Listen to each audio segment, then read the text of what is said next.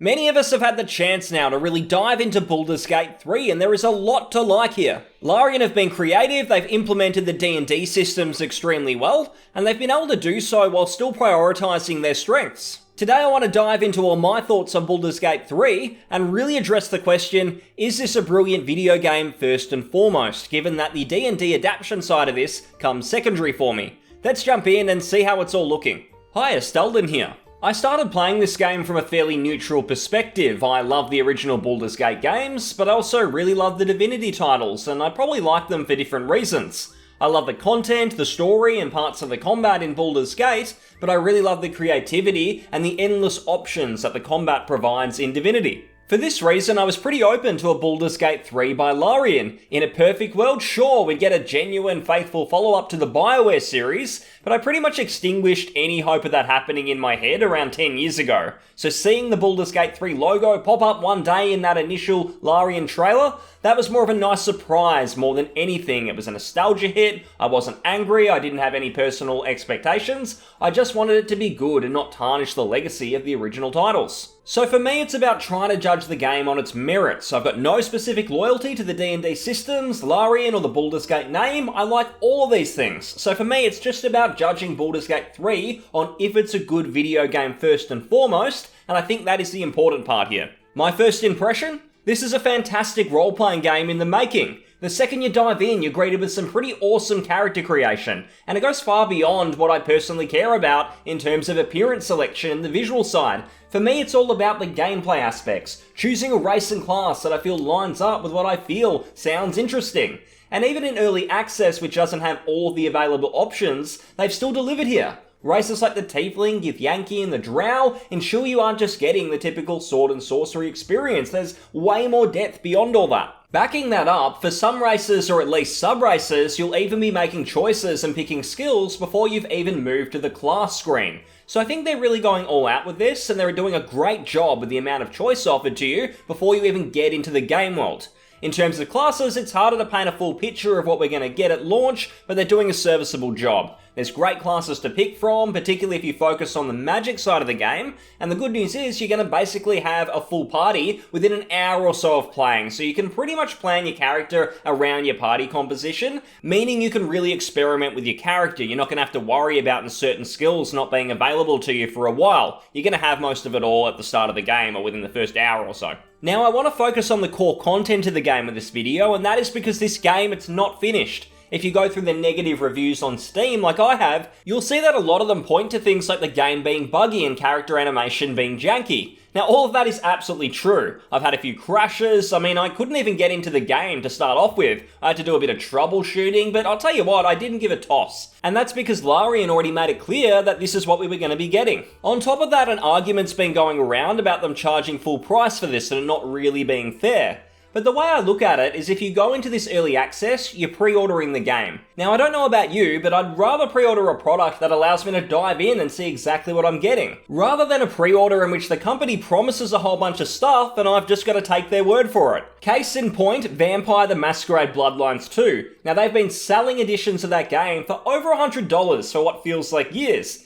and we barely know how that game's going to turn out. Full price early access? Yeah, look, it's expensive for what we're getting now, but I think it's the most ethical way to offer a pre-order, and it also means if you're on the fence about buying the game, you've got at least a year to check out footage and see what people are saying before making a decision. And on the topic of early access, I don't think talking about jank and bugs is all that relevant right now, because they're most likely going to be fixed. And I say that in the context of talking about all the content in Baldur's Gate 3. If you're playing, you're encountering bugs, absolutely send them over in a bug reporter or however it needs to be done, but I don't think it's relevant to this particular discussion. And so far I haven't had too many problems getting shit done, so I'm fine with the state of early access for week 1.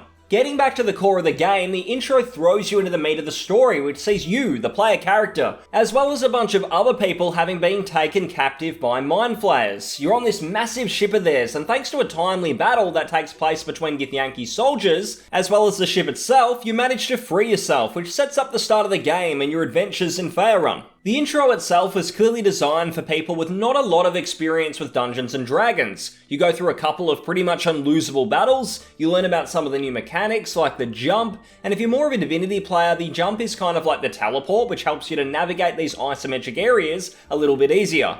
It also helps a lot in battle, given you can gain higher ground over your enemies and wreak havoc that way. The selling point of the intro though is that you're in pretty alien territory, given the fact you're on the Mind Flayer's ship, and the interesting setting stops what is essentially a tutorial from becoming boring. Once the ship crashes, you're right into the meat of things, and the game really takes off. This is a pretty open game, and what I loved about the initial setting is it reminded me a lot of Baldur's Gate 1, where it was almost like a sandboxy environment. You could go through a whole bunch of mini areas that connected with each other, and you have these little mini events that all just pop up as you venture around, and Baldur's Gate 3 for me captured that feeling. Larian have been doing this in Divinity games to some degree already, but seeing this with the Dungeons and Dragons coat of paint really brought me back to reliving the first game in the series, so that was really cool. Probably the biggest positive early on is how big the effect of your class and race has in how the world reacts around you, and they've done a really awesome job here. Starting out, I recruited Shadowheart, one of the initial companions, and she was just outside what I believe was a locked door to like a crypt. I'm playing a Tiefling Rogue first time around, so I was able to pick the lock and then get straight through, which opened up a bunch of puzzles and a nice little dungeon to explore. Where it got exciting to me though is exiting this dungeon took me to another part of the map, and after navigating my way all the way back to where I initially found Shadowheart at the start of the dungeon entrance, I realised I'd taken a completely optional approach in the game, and that was reflective of me having been a rogue. Now I'm sure there were probably other ways to get into this door initially, but it gave me that feeling that my choices and my character were providing a unique experience. This continues pretty thoroughly as the game goes on. There's a ton of dialogue choices and moments that open up to you depending on what your class or race is. Now I've only done this one file so far, but reading up on other people's experiences suggests that there's some pretty unique situations that are going to arise depending on how you choose to start the game and how you build your character. Before the game came out, Larian promised that the more peculiar races such as Tiefling, which I picked, Githyanki or Drow would offer a lot of reactivity, and from all I've seen it's definitely there. There were maybe a few moments where as a Tiefling talking to those of the same race didn't quite seem obvious and the dialogue was maybe a little bit wonky, but I imagine some of those issues are going to be fixed up as the game continues to get worked on, so overall, reactivity is definitely a win.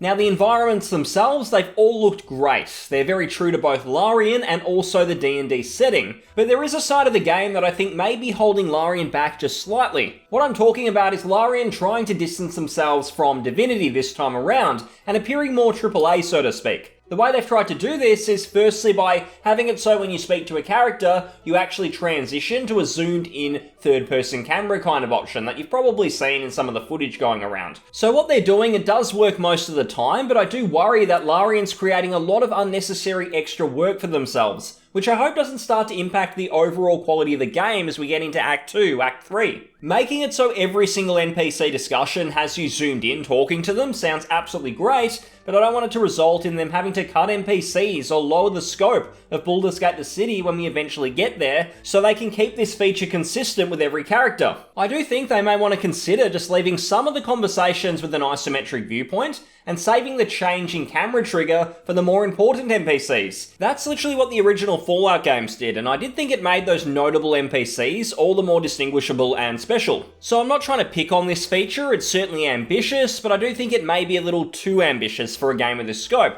but we'll just have to see how it all develops. The other issue with Larian trying to be a bit less isometric is the camera and pathfinding isn't the smoothest in combat.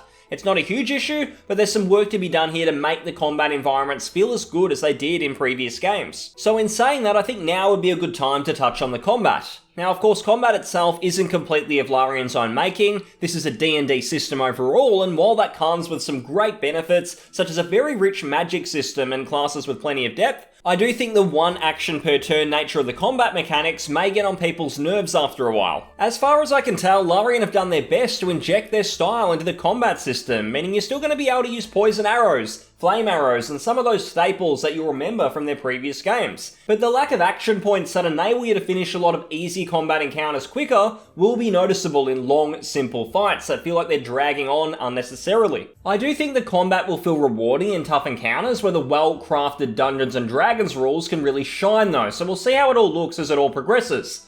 From a video game perspective though, I do think I probably prefer the Divinity games at the moment, but the awesome magic system from D&D is really going to help it, so I won't make any judgments just yet. Talking from a narrative and character perspective, I think these areas of the game have been more of a mixed bag for some people. For me, the companions aren't quite hitting the highs of the original Baldur's Gate games, and I'm honestly not surprised given that Larian have never really shone in that department. I think it would have been naive to expect them to go from fairly basic storytelling in the original Sin games right into some of the best characters and narratives out there with this title, so I've tried to be realistic, and I'll say that none of it's bad, it's just not really standing out for me just yet. I definitely feel like I'm mostly choosing my companions simply based on their utility alone and not really on who they are, whereas even in my initial playthrough of Baldur's Gate 2, I was pretty focused on who I was bringing along, who I liked, and who would make my adventure more enjoyable. What I will say though is it's really nice that companions do have their own goals and motivations rather than simply patting you on the back and telling you what a genius you are. That is something I notice in some modern RPGs, so I'll give them credit for that and see how it all develops. It's quite possible that all the companions will become more interesting and have great growth later on, so this is just my initial impression. I'm certainly open to changing my mind.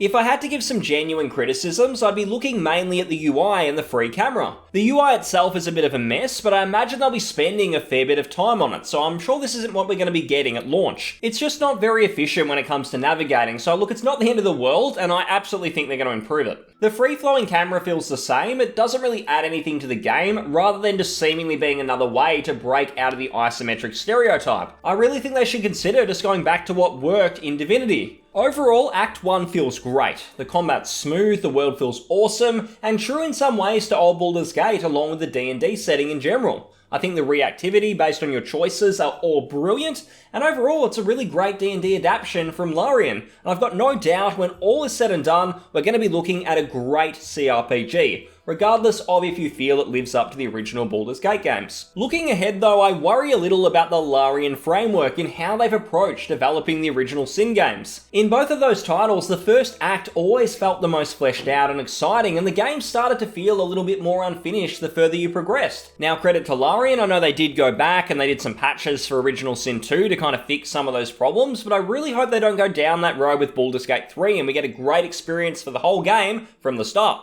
Over the coming months, they're going to patch and fix a lot of Act 1, and by release time, it's probably going to feel almost perfect, which is great, but I want the rest of the game held to that standard too and being as good. I think it would be a big mistake to not include the Baldur's Gate city at some point during early access. The city is uncharted territory for Larian, and it's gotta be huge, and it's likely going to be the most ambitious location Larian's ever created as a company. If it falls short of the first act in terms of content and scope, people are going to be disappointed, so I really implore them in 6 months' time or so to add it into early access and let people test it and give their thoughts. The community is very positive about this game, and they absolutely want to help. They want to assist in ensuring Larian gets this right, so I hope they don't follow the old formula of Act 1 early access, and then they drop the rest on us during the official launch, as I think they'll be missing a really big opportunity if they do that. At the end of the day though, I'm just really excited to see what Larian can come up with in the finished product. I'll likely do a few mini playthroughs with various party compositions, just to really experience the variety that's possible here, and I'll keep up to date with early access updates and see how it all progresses. Larian have done a great job already, and I believe they've done 3 hotfixes in less than a week, so I'm pretty excited to see what else they can do.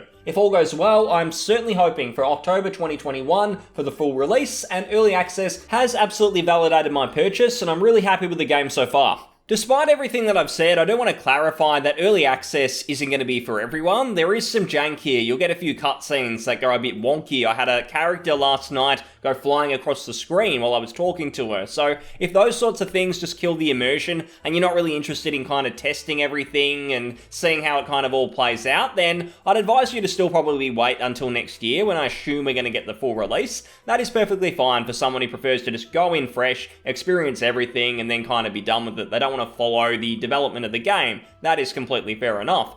I'll say for myself that I don't want to kind of overdo it. I still want to go in, if it's next year or if it's later, who really cares? I just want to play it when it's ready. But when that time comes, I want to be fresh myself also. I want to be able to dive in and have the excitement that I'm kind of feeling now, exploring all the areas, experiencing the characters, all of the different ways that the world reacts around me. So I still want to be fresh. I'll probably give this a few goes with a few different characters, kind of mix around, do little bits here and there, and then see how it's all going. I will, of course, keep up to date with everything going on with Baldur's Gate 3. I want to keep everyone informed as well, but we'll see how it all plays out. I'm pretty optimistic, and I will say that if you're someone who's on the fence and you were planning to kind of skip this or just never really give it a chance because you're a Baldur's Gate purist and you just love the old games, I completely understand, love the games, but what I can say is that a lot of people who were very much thinking like this isn't going to be very good, it's going to be a Divinity reskin from Larian, it's not connected to the originals in any way, shape or form, I can say that a lot of those people have come around a little bit upon playing this game and they found some things to love and they think that Larian are actually doing a pretty good job. It's quite faithful to D&D and Baldur's Gate in general. So hope you enjoyed the video, and if you did, please comment, like and subscribe. I'll see you on the next one. Thanks very much and bye-bye.